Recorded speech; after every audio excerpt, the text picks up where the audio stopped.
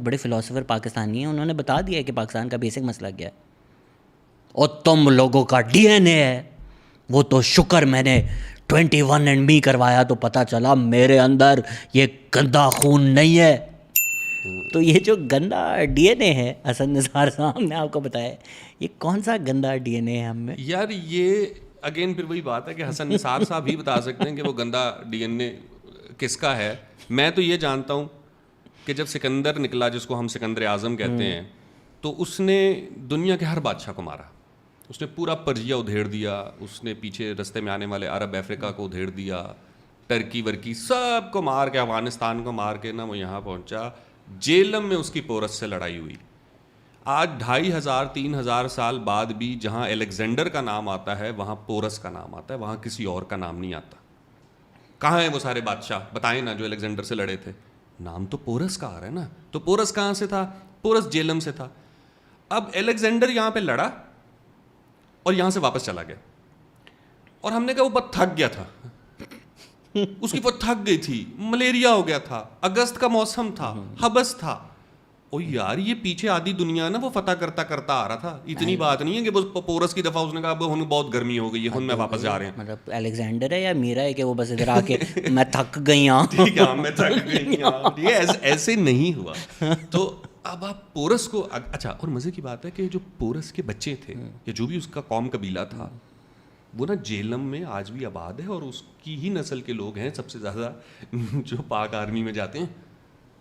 اگر آپ نے ڈی این اے کروانے ہیں نا تو کروا لیں, ڈی این اے جیلم کا کرا لیں, چکوال کا کرا لیں, منڈی باؤدین کا کرا لیں, اٹک کا کرا لیں, دینے کا کرا لیں. سب سے زیادہ جی ٹی روڈ کی عوام ہے جو آپ کو پاک آرمی میں ملے گی, جو ملٹری کے اندر سب سے زیادہ لوگ گئے ہیں ورلڈ وار 1 میں, ورلڈ وار 2 میں, اور اس سے پہلے باہر سے آنے والوں سے بھی یہ لوگ لڑتے رہے ہیں.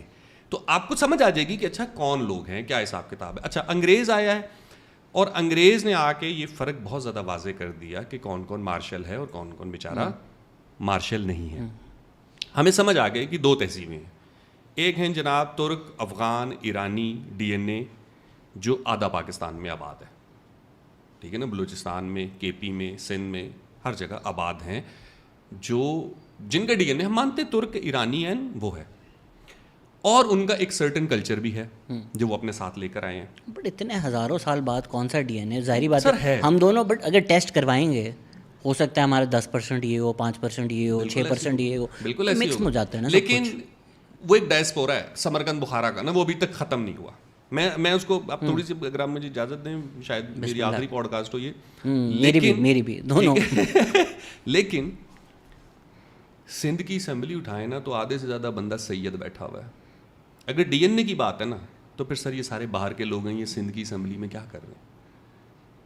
اگر آپ ڈی این اے, آپ کہتے ہیں ہم تو صحیح سندھی ہیں, قائم علی شاہ بھی سندھی تھا, مراد علی شاہ بھی سندھی ہے, کہتے ہیں سندھی ہیں, لیکن سندھی نہیں ہیں, سید ہیں نا, عرب سے آئے, اینڈ وی ریسپیکٹ دیٹ. نہیں بٹ ہمارے یہاں تو نام کے سید ہیں نا, جتنے سید. سر ہم کہتے ہیں آپ اصلی ہیں, ٹھیک ہے, ہم تو ان کے, ہم اس بحث میں نہیں, ہم کہتے ہیں آپ اصلی ہیں, لیکن پھر آپ مان لیں گے آپ عرب ہیں, آپ باہر سے آئے ہیں. تو بھی لائک مجھ سے اگر پوچھیں گے, یہ اپنے ہندو روٹس چھپانے کے لیے بولتے ہیں ہم سید ہیں, بٹ ہیں تو نہیں, نام کے رکھے ہوئے ہیں. جتنے مطلب پاکستان میں سید ہیں ماشاء اللہ, شاید دنیا میں ملا کر اتنے نہیں ہوں گے. تو کیا سب ڈسینڈنٹ سے